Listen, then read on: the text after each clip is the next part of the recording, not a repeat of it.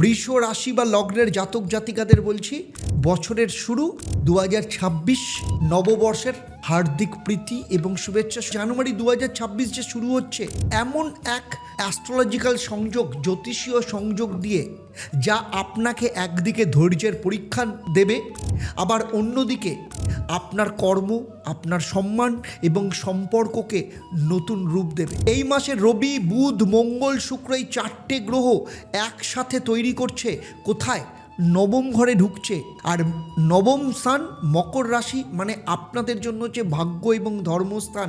এই যোগের সংকেতকে যেসব বৃষ রাশির জাতক জাতিকারা বুঝতে পারবেন, তাদের জীবনের পথ পুনরায় খুলে যাবে 2026-এর একদম প্রথম মাসেই।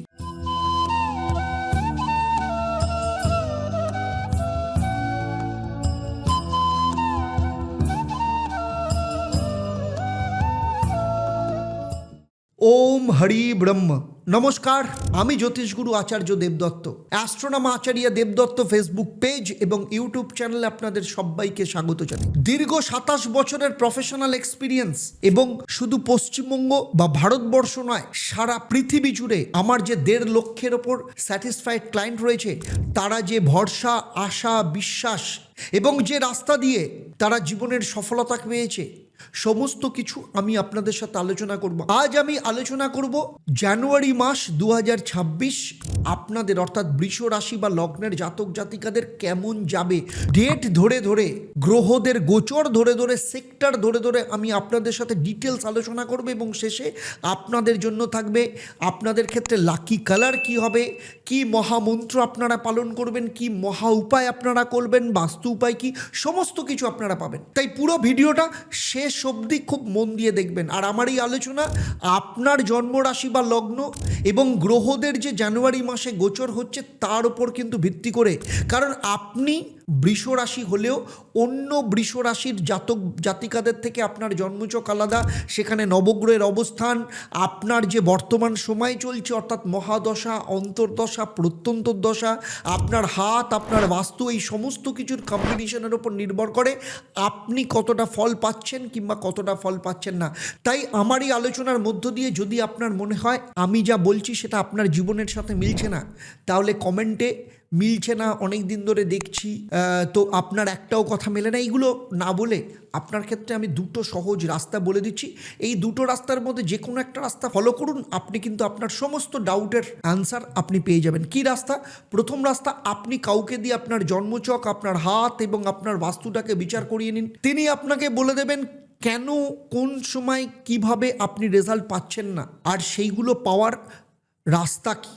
আর না হলে চলে আসুন শনিবার দিন সন্ধেবেলা 6:30 আমি থাকি লাইভ অনুষ্ঠানে। আপনারা যেখানে সরাসরি ফোন করে আমার সাথে কথা বলতে পারেন, আপনার জন্মচক, আপনার হাত, আপনার বাস্তু, সমস্ত কিছু নিয়ে সেখানে আলোচনা করব। তাহলে চলুন শুরু করি। এই মাসে প্রথমেই দেখে নিই যে গ্রহদের গোচর কি বলছে। প্রথমেই বলবো বৃহস্পতির কথা। বৃহস্পতি আপনাদের দ্বিতীয় স্থান মানে মিথুন রাশিতে রয়েছে, যেখানে অর্থ, বাকশক্তি, পরিবারকে নির্দেশ করে। শনি আপনার একাদশতম স্থান মানে মীন রাশিতে, যেখানে আয়, সামাজিক সংযোগের পরীক্ষা নিরীক্ষা চলে। আর রবি, মঙ্গল, বুধ, শুক্র আগেই বলেছি মকরে নবম ঘরে এই 14 থেকে 17 জানুয়ারি, যেখানে ভাগ্য এবং জ্ঞান প্রবাহে চতুর্বর্গীয় রাজযোগ তৈরি করছে। রাহু রয়েছে কুম্ভ রাশিতে মানে দশম স্থানে, কর্মক্ষেত্রে নতুন পথ। কেতু চতুর্থ মানে সিংহে, যেখানে পরিবারের ক্ষেত্রে একটা অন্তর্মুখী প্রবণতা দেখতে পাওয়া যাবে। আর 14 থেকে 17 জানুয়ারি এই সময় ভাগ্যের দরজা আপনাদের খুলে যাবে। তবে তার আগে শরীর এবং মনের এই দুয়ের চাপ আপনাকে কিন্তু সহ্য করতে হবে। চলুন দেখে নিই 1 থেকে 12 তারিখ আপনার ক্ষেত্রে কি বলছে। এই সময় ধৈর্যের পরীক্ষা, এই সময় শনি আপনার আশা ভরসার পরীক্ষা নেবে। বৃহস্পতি আপনাকে আয় বৃদ্ধির নতুন চিন্তা দেবে। সেক্টর ওয়াইজ যদি বলি, শরীর স্বাস্থ্যের দিক থেকে ক্লান্তি এবং ঘুমের অভাব থাকতে পারে, খাদ্যাভ্যাসে অনিয়ম যে কারণে শরীরের ওপর কিছু না কিছু প্রভাব আনতে পারে। তাই সকালে মেডিটেশন এবং হালকা একটু হাঁটাহাঁটি অত্যন্ত দরকার। আর আর্থিক দিক থেকে এবং সঞ্চয়ের দিক থেকে যদি বলি, দ্বিতীয় স্থানে বৃহস্পতি আর্থিক উন্নতির ইঙ্গিত দিচ্ছে। আর 8ই জানুয়ারির পর কিন্তু আয় বাড়বে, কিন্তু অপচয়ও তার পাশাপাশি বাড়তে পারে। এই সময় বিনিয়োগের ব্যাপারে একটু সতর্ক থাকুন। আর স্টুডেন্টদের ক্ষেত্রে বলবো, নবম স্থানে গ্রহের সংযোগ শিক্ষার ক্ষেত্রে কিন্তু নতুন গতি দেবে। ধর্ম এবং দর্শনমূলক বিষয় কিন্তু আগ্রহ বাড়াবে। প্রেমের ক্ষেত্রে বলবো, পুরনো অভিমান থেকে মুক্ত হওয়ার কিন্তু একদম সেরা সময়। 10ই জানুয়ারির পর প্রিয়জনের সাথে আলোচনার মধ্য দিয়ে কিন্তু শান্তি পাবেন। আর যারা চাকরি করেন বৃষ রাশির, তাদের ক্ষেত্রে বলবো কাজের চাপ বাড়বে, কিন্তু ফল এখনও আপনার হাতে নেই। সিনিয়রদের সঙ্গে সম্পর্কের ক্ষেত্রে একটু ধৈর্য রাখুন। বিবাহ এবং বিবাহিত জীবনের ক্ষেত্রে বলবো, আপনার স্বামী বা স্ত্রীর মানসিক চাপ বুঝে তাকে সহযোগিতা করুন। 11ই জানুয়ারির পর কিন্তু দাম্পত্য জীবনে শান্তি আসবে। আর ব্যবসার ক্ষেত্রে বলবো, পুরনো প্রজেক্ট শেষ করে নতুন পথে ভাবুন। বিদেশি যোগাযোগ যথেষ্ট শক্তিশালী হবে। আর বিদেশের ব্যাপারে যারা পরিকল্পনা করছেন, ভ্রমণের পরিকল্পনা শুরু করতে পারেন। জানুয়ারির শেষে কিছুটা ফল পেতে পারেন। আজ যখন পৃথিবীটা ভরে যাচ্ছে অশান্তিতে, লোভে আর বিভাজনে, তখন একটাই পথ, অন্তরের শান্তি আর আত্মবোধ। ঠাকুর শ্রী শ্রী রামকৃষ্ণ পরমহংস দেবের সেই অন্তরাত্মার বাণীকে মানুষে মানুষে পৌঁছে দিতে আমরা গড়ে তুলেছি ঈশ্বর ফাউন্ডেশন। আমাদের স্বপ্ন ঠাকুরের নামে একটা আশ্রম ও একটা মন্দির, যেখানে প্রতিটি প্রাণে জাগবে অন্তরের ঈশ্বর। আপনিও আসুন, এগিয়ে আসুন, যোগ দিন এই যাত্রায়, কারণ সত্যিকারের জাগরণ ভেতর থেকে শুরু হয়। এবারে চলে আসবো 13 থেকে 20 জানুয়ারি, যেখানে আপনারা চতুর্বর্গীয় যোগের প্রভাব পাবেন। 13ই জানুয়ারি শুক্র মকর, যেখানে কর্মে নতুন আনন্দ।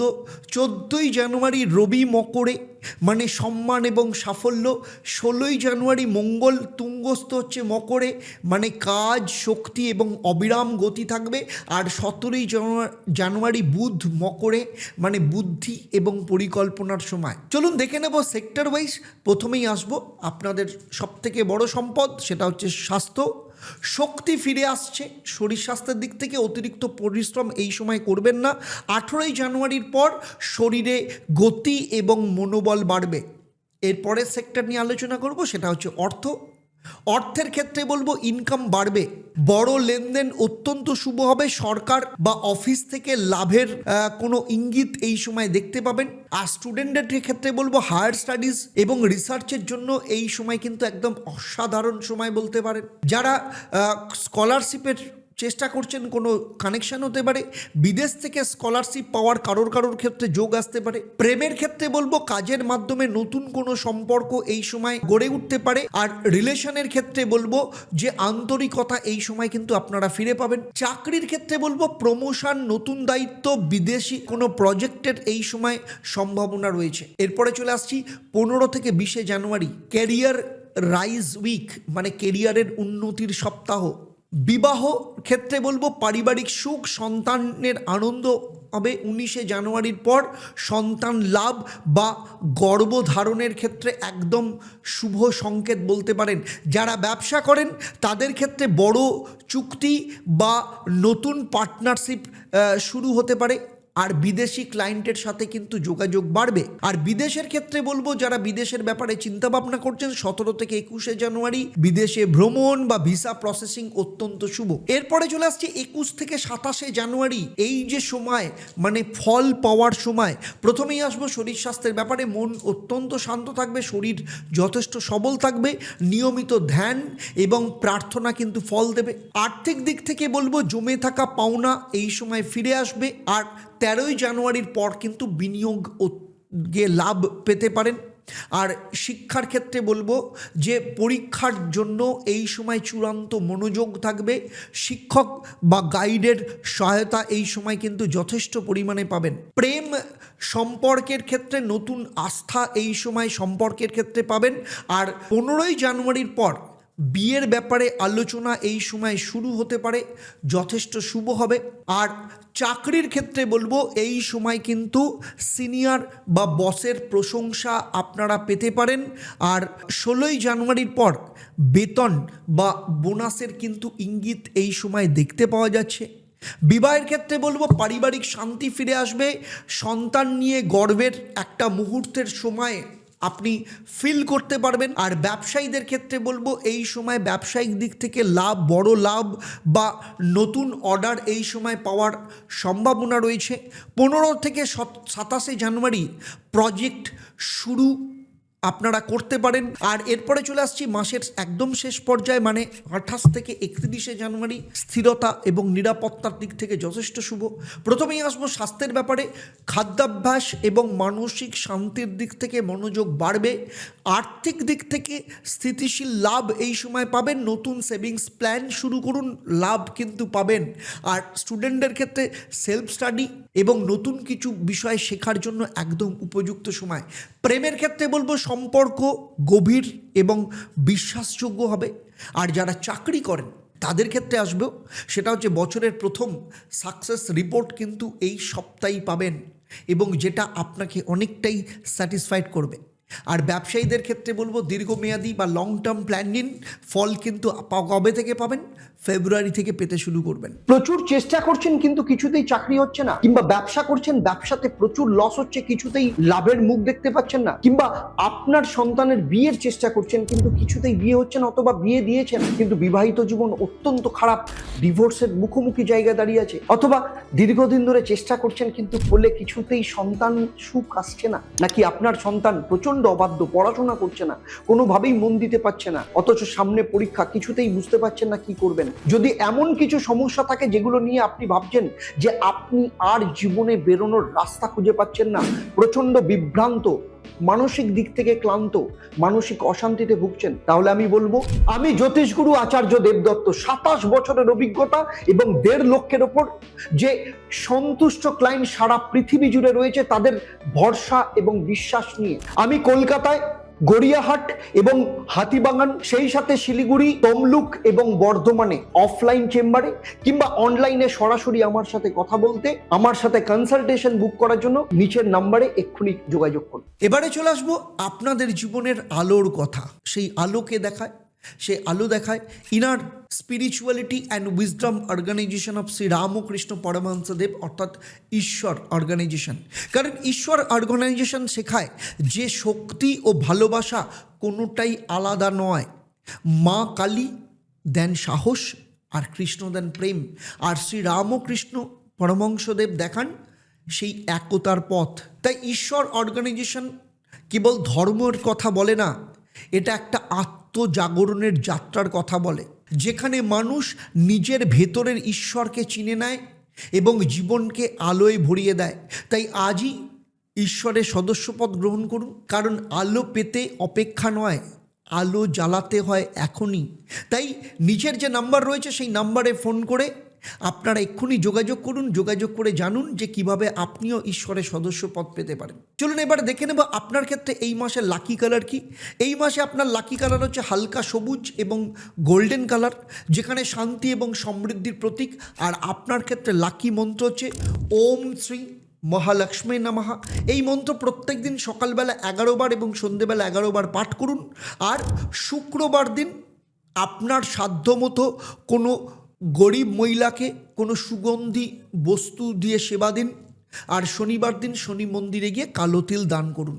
আর বাড়ির উত্তর দিক আলো বাতাস যাতে খেলে সেই রকমভাবে পরিষ্কার রাখুন, খোলা রাখুন।